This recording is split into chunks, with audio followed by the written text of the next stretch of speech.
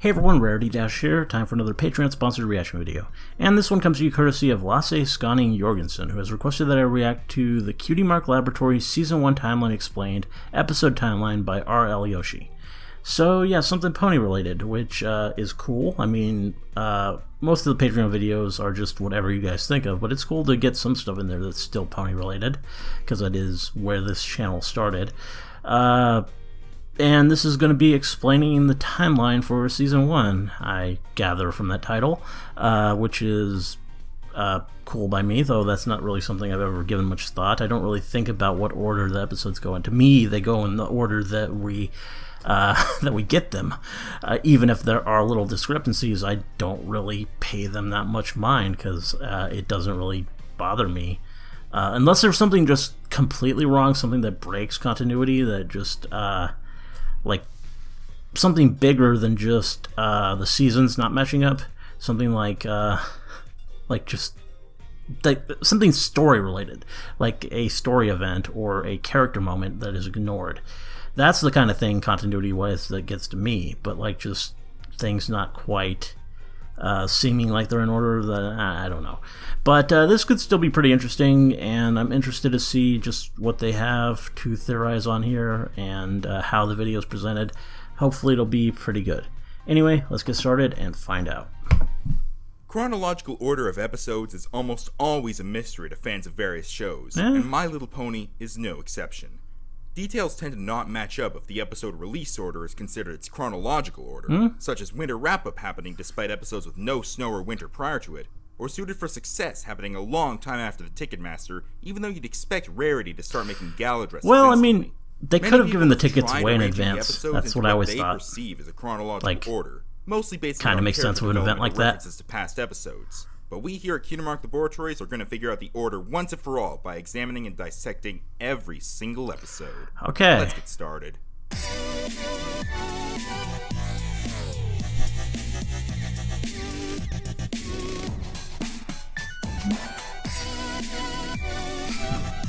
Okay, that's kind of cool. Not a bad intro. Now, for this particular episode, we're only going to tackle the first season, as no episodes in future seasons happen before any here. I stumbled across an image on DeviantArt by The Last Gherkin, which I totally pronounced wrong, I'm willing to bet, which makes a rather good case for what probably they right. to be the chronological order. First off, can't imagine you pronouncing Gherkin differently. While he goes to Ponyville, Lemur Moon is defeated, I really shouldn't have to say anything here. Next up, Gherkin places 3 episodes happening around the same time: Look Before You Sleep, Ghostbusters, and Griffin the Brush Off. He chooses these based solely on character interactions and development, which is good and all, but we want more specific answers. So with that, I say the next episode is Griffin the Brush Off. Twilight spends most of this episode either reading or just being out buying things, implying she's not yet used to hanging out with friends. And this is obviously early on in the friendship between Pinkie Pie and Rainbow Dash, due to the latter finding the former annoying for a while. Plus, it's mentioned at the start that Pinkie has seen Rainbow doing some crazy tricks. This will come into play later, trust me. The next episode is, actually, Bridal Gossip. First off, the episode revolves around Sakura, who visits every month, yet Twilight has not seen or heard of her. It must have been a short time since she arrived then, since if she arrived shortly after Sakura's last visit, the ponies would still be talking about her. So it must have been at least 2 weeks since Sakura's last visit before she arrived. That means she's been in town for about 2 weeks, which seems reasonable.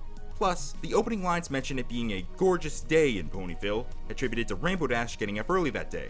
Just like before, this will come into play later, trust me. Okay. Up next should be Ghostbusters, but there's one detail that puts this into question, and that's that Spike knows Snips and Snails by name. It's been, at most, 3 weeks since arriving in Ponyville, and with the way Twilight relies on Spike, it's hard to believe he'd get out very often. It's true. However, since no other episodes fit in here, we're just going to assume he met them off screen at some point or they're from Canterlot.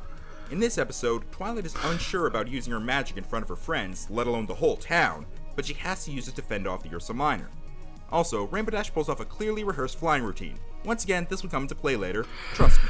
This brings us to the next episode, Applebuck Season. While many would place this episode near the end of summer, I place it near the middle for reasons I'll get to later. And, a lot of people want to say it happens after Ticketmaster because of Big Macintosh and a girdle hurting his back and all, but that's only one piece of evidence. I have 3 pieces that point to Applebuck Season coming before Ticketmaster. 1. At the start of Ticketmaster, Twilight is helping Applejack with the apples, while Good Applejack point. season revolves around Applejack finally learning to accept help. 2. Twilight asked about Applejack's relatives in Applebuck season, meaning she didn't know that they didn't actually live on the farm. But while helping Applejack in the start of Ticketmaster, you'd think she'd notice the lack of 11 ponies running around helping out, meaning she must know by that time. 3. Notice all the food Applejack tries to bribe Twilight with in Ticketmaster. Since we see the inside of her house a few times, and there doesn't seem to be any massive storage space to hold it all, aside from actual apples in her cellar, she must have spent all day cooking it up, meaning she need a lot of apples. Where could she get enough apples to make a hospital stand up and run away? Maybe from Applebuck season. Okay. Also, Rainbow Dash asks Applejack for help with the trick, you get the drill by now. Except now, it is later. And we come to Sonic Rainboom, which has been placed here for several reasons. 1. Rainbow Dash still treats Fluttershy kind of badly, so Dragonshy hasn't happened yet. 2. Notice how I've been pointing Rainbow Dash out somehow in every episode since the pilot? That's because she's been practicing for the Best Young Flyer competition. Those crazy tricks Pinkie saw? Practice. Why'd she clear the clouds early? Planning to use the day to practice. Clearly rehearsed flying routine? Something she was going to use in her act. That help with the trick? Again, practice. 3. The girls clearly know Twilight knows a lot of magic, so this is after Ghostbusters, but it's still somewhat early as they don't know exactly what she can do. And 4. I recall reading somewhere that, in the novelization of this episode, it says Twilight and her new friends. Well, Sure, this is the 7th episode chronologically with what I'm saying, 6 if the pilot is counted as one episode, but it still could happen within 2 months. Next up is Look Before You Sleep. Applejack and Rarity's fighting is what spurs most of the episode's conflict, but what puts this episode in its spot is the beginning. Applejack points out how it hasn't rained in a while because of the weather Pegasi not making it rain, so they need a major downpour to make up for it. Because, that's how it works. Later episodes, even after this season, show that Rainbow Dash is, if not the captain of Ponyville's weather Pegasi, at the very least their motivator. Since she's been busy practicing for the Best Young Flyer competition, it's possible that she's been slacking off, thus causing the other ponies to slack off as well. Plus, notice that there's been no rain in any of the episodes I've talked about up until now. And of course, the character development between Applejack and Rarity means this has to be a moderately early episode at the very least. Going back a bit, the rain also explains why Applebuck season was earlier on. With no rain, the plants were starting to dry up, so the Apple family must have bumped their Applebuck season up a couple weeks so they could get the apples before they died. This would also explain the sort of rivalry between Applejack and Rainbow Dash later on. The former is annoyed at the latter for slacking off and endangering her crops.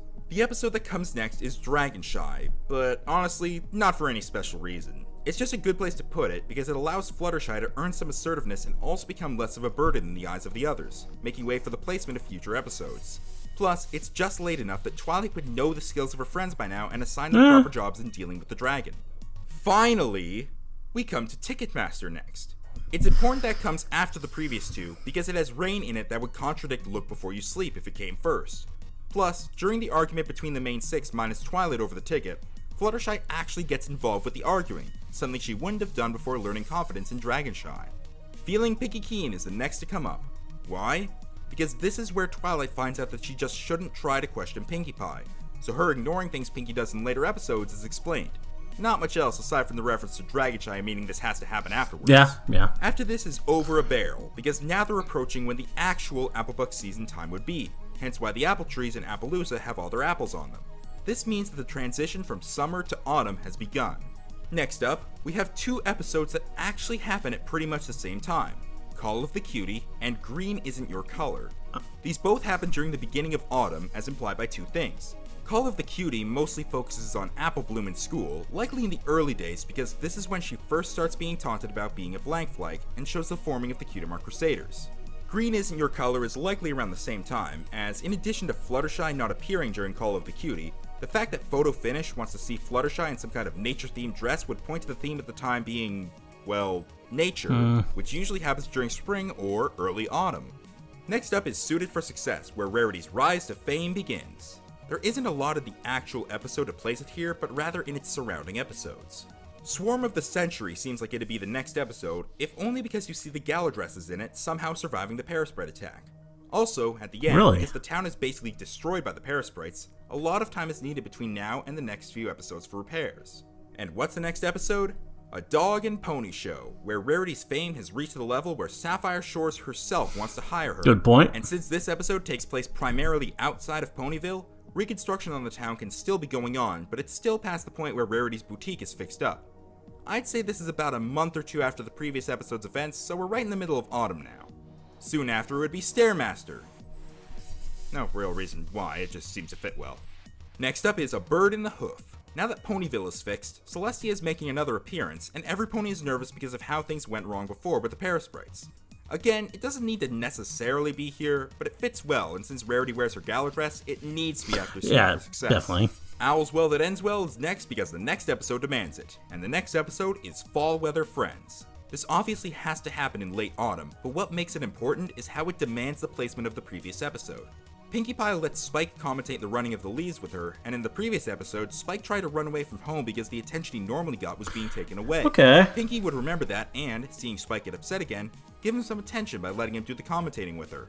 Winter Wrap-Up is next, with a huge time gap between it and Fall Weather Friends. Since it takes place at the end of winter and no other episodes take place during winter, there's about 3 to 4 months between it and Fall Weather Friends. This is important regarding the next episode, which is Cutie Mark Chronicles. The Cutie Mark Crusaders' last appearance together was Stairmaster, and there had to have been a lot of time since then, since they're left to do whatever they want and roam town freely, while in Stairmaster they had to be supervised, meaning they're considered to have matured.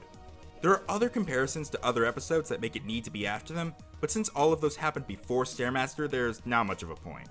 The Grand Galloping Gala is next. That's right, the season finale is not the final episode of the season chronologically. To go back and quote Gherkin's chart, the Grand Galloping Gala likely takes place during the spring, as for that night only, all the flowers in the garden will bloom simultaneously. He also points out reasons why this episode has to happen after any other appearance of the gala dresses, Sonic Rainboom and A Bird in the Hoof, but because it already has to happen in spring and therefore after Winter Wrap-Up, it already has its place solidified. Though technically it could come before Cutie Mark Chronicles, but there's no real evidence on that end, so I'd say these two are interchangeable. Party of One is up next, thanks to information Gherkin's chart pointed out, so I didn't have to go through the episode. Spike mentions it being spring when Piggy interrogates him, and Rarity mentions a Spring Has Sprung party happening previously. However, Gherkin lists this episode as happening before the Grand Galloping Gala, but evidence suggests it happens afterward. Say what you will about Pinkie Pie fans, but she is not that party crazy. She throws a party when some pony new comes to town, or when there's a genuine reason for one, like a birthday or something really good happening. It's just her inviting every pony in town rather than a select few that makes her seem party crazy. Yet she seems intent on throwing a party a day here, likely because of how her expectations of the gala were trampled and made her want to make up for that with loads of actual parties. Kind of stretching it there. Which brings us to the Showstoppers, the final episode of Season 1 chronologically. Talent shows tend to happen in schools near the end of the school year, so this episode will be around early summer or late spring. Since Twilight appears in the episode, it can't just be something that happened before she arrived, especially since the Cutie Mark Crusaders themselves didn't form until after she arrived, so it must be a year later instead, thus making it happen here and now as the final episode. I'm pretty sure they can just have a timeline. Talent show whenever. Season 1 put in proper chronological order. The Doctor would be proud. But what about seasons 2 through 4? And where exactly do the Equestria Girls movies fit in? Well, that's an episode for another time. Line. Wow. Okay, well that was a thing. Yeah, pretty interesting. I mean, he made some pretty good points. I mean, personally, I still... It feels weird reordering them. I'm used to them in the way that they are. And I don't know. I mean, nothing here felt that wrong, but there were some things that he noticed that, that probably does mean something. That probably makes sense, but just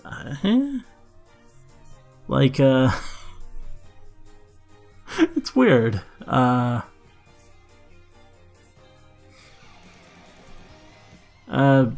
Yeah, but it was good. It was well presented.